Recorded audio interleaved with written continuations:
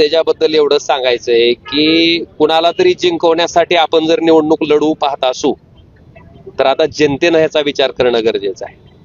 कारण महाविकास आघाडी म्हणून आम्ही राष्ट्रवादी काँग्रेस पक्षाला 2.5 वर्ष त्या ठिकाणी उपनगराध्यक्षपद, त्याचबरोबर त्याच्यानंतर काही कालावधी त्याच्यातला नगराध्यक्षपदासाठी द्यायचं कबूल झालेलं असताना, ते त्यांनी मान्य केलेलं असताना, त्यांचे जे उमेदवार आता निवडणूक लढवण्यापासून राहतायत त्यांना आपण क्रॉप्ड उमेदवार म्हणून त्या ठिकाणी नगरसेवक पदाची संधी द्यायचं मान्य केलेलं असताना निश्चितपणे आपण ठरवू म्हणले आणि एका रात्रीतच असं काही घडलं.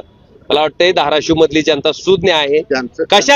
कशासाठी हे चाललंय, कुठल्या पद्धतीनं हे चाललंय, कोणाच्या इशाऱ्यावर हे चाललंय, ह्या जनतेला सगळं लक्षात येतं आणि जनता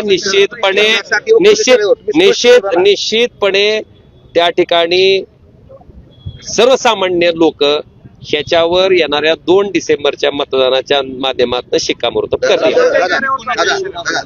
स्पष्ट बोलण्यासाठी असं आहे, सगळंच मोकळं नका ना बोलायला लावत, हळू थोडं अजून प्रचाराची जवळ ऐका ना. अभ्यास करतो आमच्याकडनं राष्ट्रवादी काँग्रेस पक्षासाठी आम्ही काय त्या ठिकाणी दिलं होतं ते अतिशय स्पष्टपणे तुम्हाला सांगितलं. त्यांच्या तुमच्या माहितीसाठी उपनगराध्यक्षपद असेल, नगराध्यक्षपदाचा चर्चा बाबतीतला विषय असेल, त्याचबरोबर स्वीकृत नगरसेवक जे त्यांचे राहत होते त्या तिन्ही लोकांना स्वीकृत नगरसेवकाच्या बाबतीतला शब्द असेल, हे सगळं आम्ही त्या ठिकाणी अतिशय तळमळीनं आणि त्यांना हेही वस्तुस्थिती लक्षात आणून दिली होती की आपण वेगळं लढल्यानं त्या ठिकाणी कुणाचा फायदा होणार आहे हे आपण लक्षात घ्या.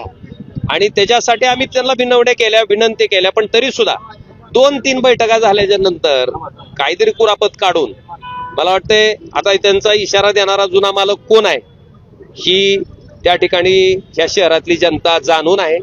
आणि ही जनता त्या ठिकाणी 2 डिसेंबरच्या मतदानावर जी चिन्ह आहे, शिवसेना उद्धव बाळासाहेब ठाकरे पक्षाचं मशाल आणि भारतीय राष्ट्रीय काँग्रेस पक्षाचा हाताचा पंजा, या दोन्ही पुढचं बटन दाबून यांचे जे इरादे आहेत किंवा कुरघोडीचं राजकारण करायचा जो प्रयत्न आहे, कुणाला तरी जिंकवण्यासाठी जो राजकारण करायचा प्रयत्न आहे, त्याला निश्चितपणे मूठमाती देतील.